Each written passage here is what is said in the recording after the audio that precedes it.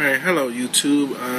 I had a friend of mine ask me to make some videos on how I run my trains. So I'm going to start out with the first thing that I use that's simple is the DCS Remote Commander. I'm going to give my review on that. That'll be the first video. The second video that I'll put up later is using the DCS Commander. I mean, don't get these two mixed up. One is the Remote Commander, one is the DCS Commander. A lot of people get both of these systems mixed up when you say the names. Basically, one is a remote system, one is a base system. One can control one engine only, the other one can control multiple engines. We're going to start with this one first. This product here costs about 50 bucks. You can find it on eBay or Amazon for about 40 bucks, a little bit cheaper. It doesn't come with a power supply, so you need to make sure you buy one, a Z500, Z750, or Z1000. Today we're going to use a Z1000 with this Remote Commander, and I'll go through steps of hooking it up and basically show you the do's and don'ts about this remote. With the review on the DCS Remote Commander, you can see the buttons that's on the remote. You got bell, sound, freight sounds, startup and shutdown key, and you got your passenger freight announcements. You got your whistle and horn. You got your coupler front and rear, the volume up and down, and the directional button. The coupler and the volume buttons work the same. You got to hold the button and press. If you hold the coupler button and press up, press the plus, the front coupler fires. If you press the negative, the rear coupler fires. Same thing with the volume key. You press up, the volume goes up. You hold the volume key and press the negative, the volume goes down. Other than that, you use the plus and the minus to speed up and slow down the train. This is the engine that we are going to be using in this review. I bought this on Amazon for $219. This was part of a ready-to-run set that actually came in this box here. And turn the camera one of these ways. I don't know how this is going to show up when the video is done, but that's the box that it came in. Found it on Amazon in November for $219. I guess the dealer who had it was really trying to get rid of it, but this is a ready-to-run set, and you can see all the things that came with it. Got tracks, 3 freight cars, came with the Z1000 with the controller and the lighted lock on. If you notice that this one did not come with the Remote Commander, I bought the Commander separately for $50. This is a brand new engine, so it doesn't need a factory reset on it. It's 6 years or maybe 7 years. Well, it was made in 2007, so it's old. So in a minute we're going to hook it up and see if it starts up. Alright, let's get started here with hooking this up. First thing you're going to do is you're going to take this. You're going to plug in your Z1000 cord. Plugs in like so. Very simple. Next thing you do, take your lock on with your red and black wires hot and common. Slide right into the side of the track.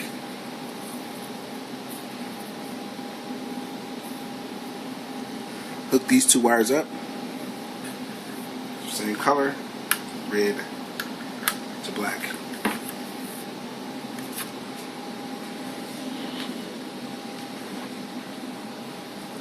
At this point, you want to get a Z1000 power. Notice a little green light comes on the Remote Commander. Sit it down. Take the remote. Now if everything goes well, you press the startup key and the engine should come on.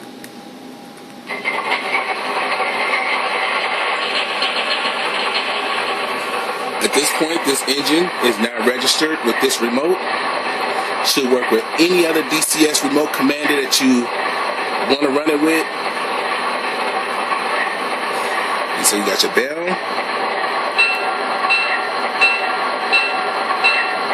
horn,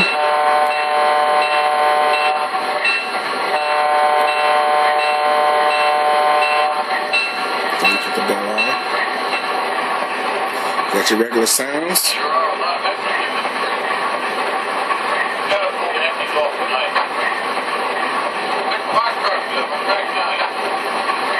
Volume, once again, hold the volume key and press up.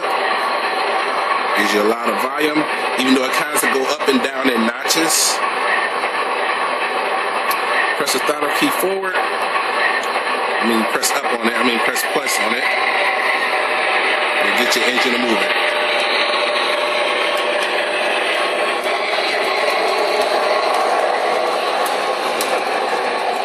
Just that simple.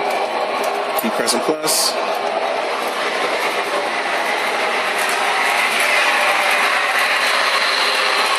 And gives your engine some speed. Horn.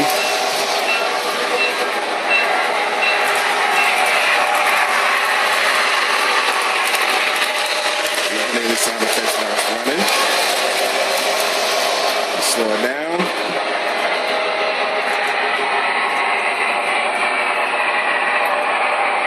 Nice little crawl.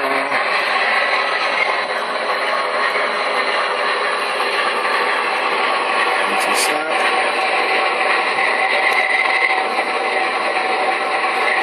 Change direction. Touch plus.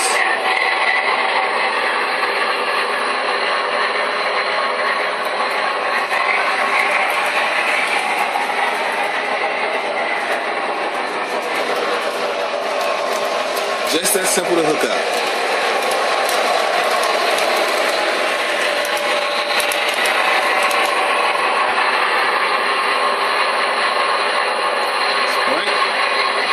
Press the directional key to bring it back forward. I'm gonna fire the front coupler, the rear coupler actually. I'm gonna fire it. We'll see if it's gonna let go.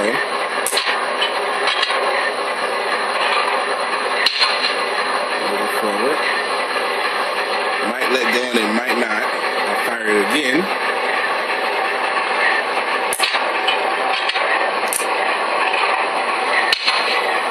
And in this case, there it is. It finally let go.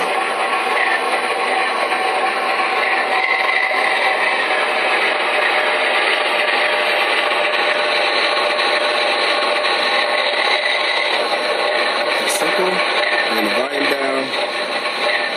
You see the volume kind of goes down in notches. It doesn't scroll down. It's like different levels of the volume. But that's your basic setup of the Remote Commander. You can hit the shutdown key. I'm sorry, that was sound effects. Press wrong key.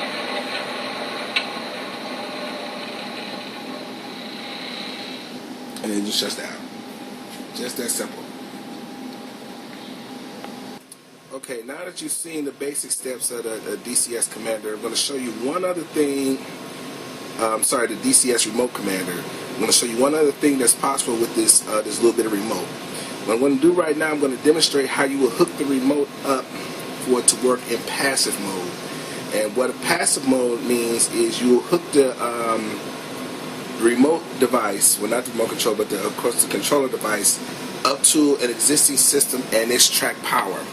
As you can see, I got the engine on my main layout, which is not complete, but it is up and running, and it's running off the DCS Commander. And the DCS Commander actually outputs DC power instead of AC power. You're going to see that the remote will still command this one engine without interfering with the subway engine that's under here, that's registered to the DCS Commander. Okay, so the first thing we're going to do, we're going to hook this up. First thing, you do not need, of course, to use the back side of this. No, you don't need to use the power jack for this, because you're going to use the existing track power. So first thing, grab the cables, and I'm holding the camera freely here, so you got to kind of deal with all the movement that I got going on. And let's see here.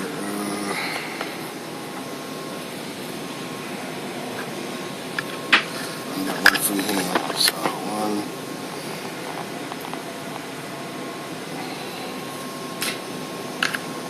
Bear with me here on the camera. But of course, you hook these two into the Remote Commander. Then here, I'm gonna slide my little unit back here. Now, as you can see, right here I have, of course, two of the I guess you can call them distributor blocks or whatever. One, of course, one side is for accessory power. The other side is what I use for the track power through my DCS Commander. I got 6 lock-ons that's locked onto my layout here. My layout goes all the way around the wall, so I need 6 of them in order to keep control of all my trains, or I lose the DCS signal. What I'm going to do is we're going to actually hook the Remote Commander up into the 2 red and black spots on the top. One here,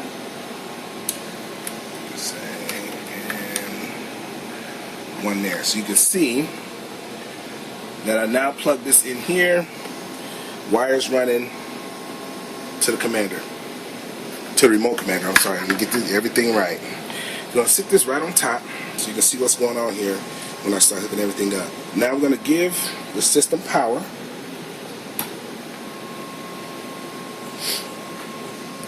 I'm going to come over here and press the DCS button. Remember, I'm going to make a review on this DCS Commander eventually too, so give me a little bit of time on that. But you notice once I gave it track power, DCS Commander comes on with the number 32. That's my subway engine that's up underneath the station there. And you notice the Remote Commander lights comes on. Got the remote here. I'm going to press the startup key, and this engine right here should start up.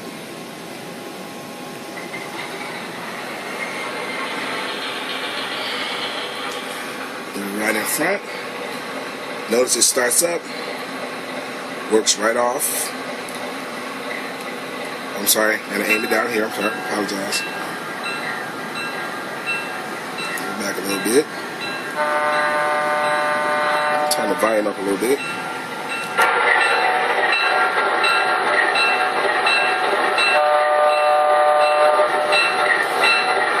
And we will give it a little throttle for it to go.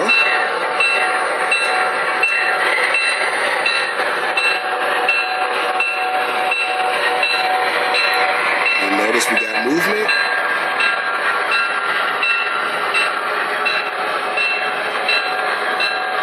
At the same time, I'm going to start up my engine up under here.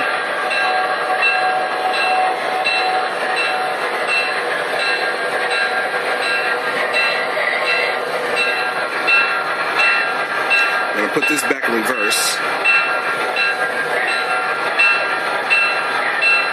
The bells off a little bit. And what I'm going to do is going to start it up. And at the same time, I'm going to start up my subway set here.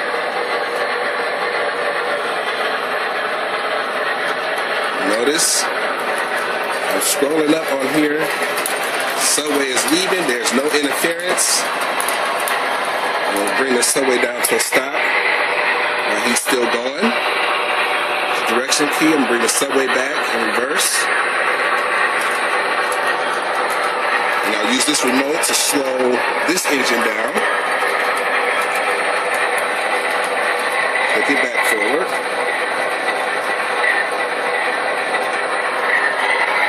Notice I can operate both engines independently.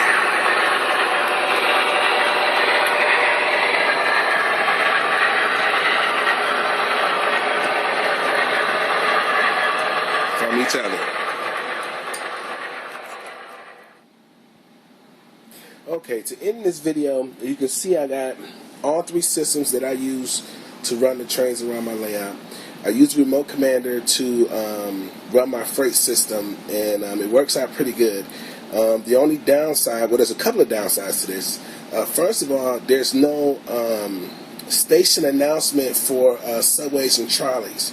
So if you plan on running this with subway and trolley, you're only going to be able to control the engine, the bell, the horn. You'll get some sounds, but as far as station sounds and that station stop program, you won't be able to access that feature with that remote. So with this remote, so that's definitely one downfall. Something to think about if people want to run this with a subway or a trolley.